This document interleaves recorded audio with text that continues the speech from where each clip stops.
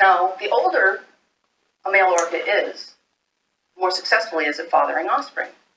And a recent discovery based on years of data has determined that males with living mothers live longer. So the longer mom lasts, up to 50 years past the end of her reproductive life in orcas, the more grandkids her sons will sire. Up to 4 generations can travel together. Daughters who do associate with their moms throughout their lives start spending less time with her when they're busy with their own kids.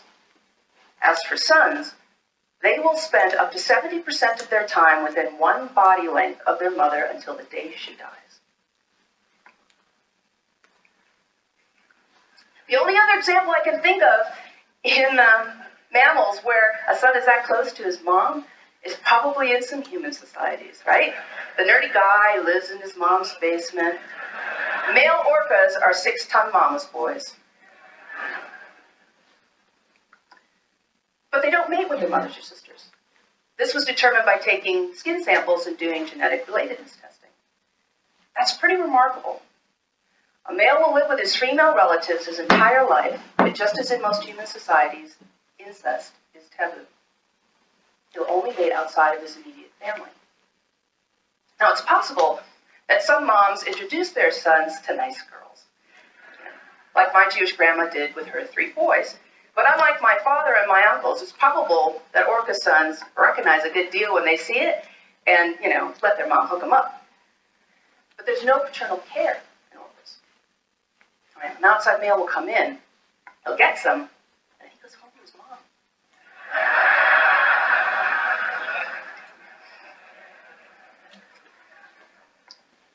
There is still the requirement of like a family. The village will, you need a village to raise an orca calf. The older brothers and sisters will babysit the younger siblings. I think that's really cool. This gives mom a break. It teaches daughters valuable motherhood skills. And it's a way for those mama's boys to pay their rent. But what about those older postmenopausal females? Well, they have value not just for their knowledge or the health of grandkids. They play the role of Mrs. Robinson. Little old ladies and adolescent boys have sex. Because let's face it, adolescent boys are disruptive. Right? All those hormones surging and nowhere to go because eligible females won't give them the time of day. It's usually young male mammals who get the itch to leave the home territory. But in orcas, postmenopausal females will scratch that itch without fear of pregnancy. And so adolescent males are less disruptive, and they can stay home. Now, my graduate research described the all-male group.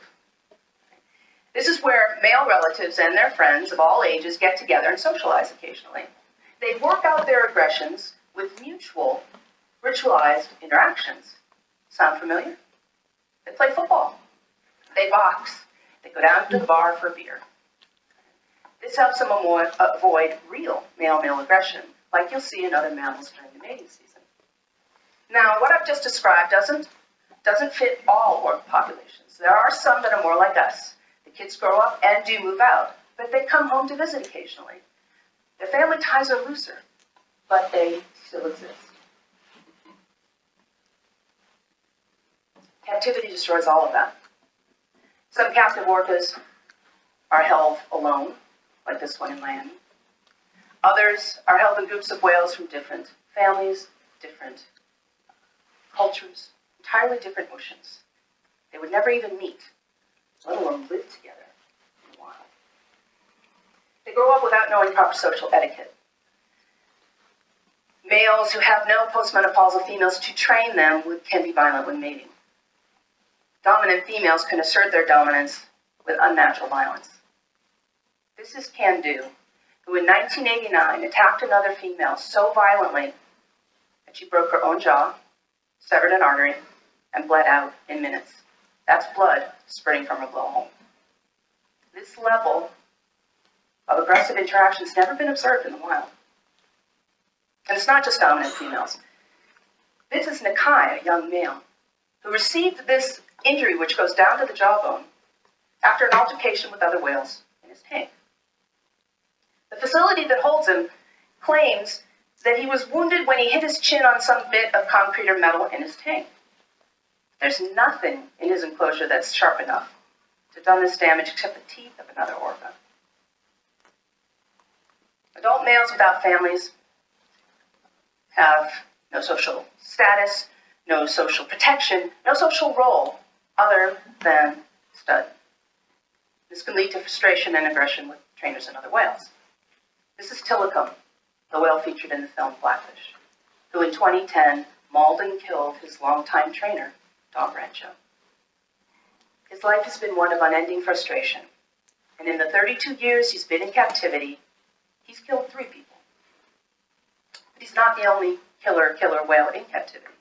A male named Quito killed his trainer in Spain, Alexis Martinez, only 9 weeks before Brancho died. Yet, throughout history, despite their reputation, there are no records of wild killer whales killing human beings. Captive orcas have committed incest, with at least one known case of a son mating with his mother and producing a daughter sister.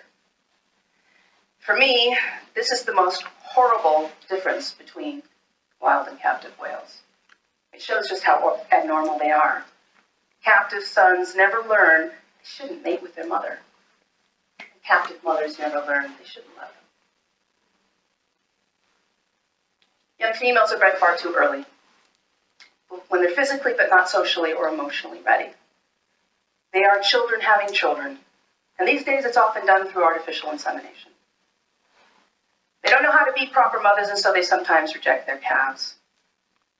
Instead of this, a calf being raised, surrounded by family. Captive orcas have this. Limited space and few or no family members to help them learn how to be orcas. Or still, they might have this. This young whale was captured in the Sea of Okhotsk in Russia. Captures of wild orcas had ended essentially decades ago, but recently Russia has taken up the trade again. In the past 3 years, 10 young whales have been ripped from their families and sold into the marine theme park industry in Russia and China. What we do here in the U.S. sets an example abroad, and in this case it is a good one. Now there are some good orca moms in captivity.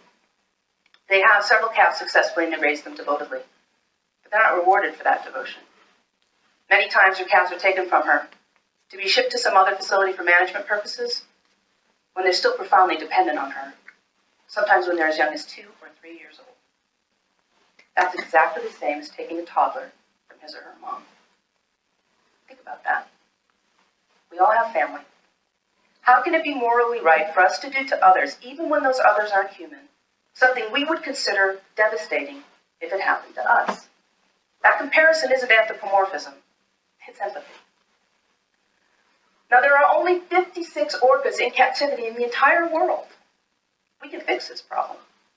But with the recent resumption of captures in Russia, we need to act now. So how can you help? Well, when you're considering, when you're talking with your own family and you're considering where to go on your family trips, think about whether you want to spend your money at a marine theme park now that you know what you know about the whale's remarkable families. Consumer choice is a powerful force for change. After Blackfish aired on CNN in 2013, SeaWorld's annual attendance dropped by more than 1 million visitors. And its stock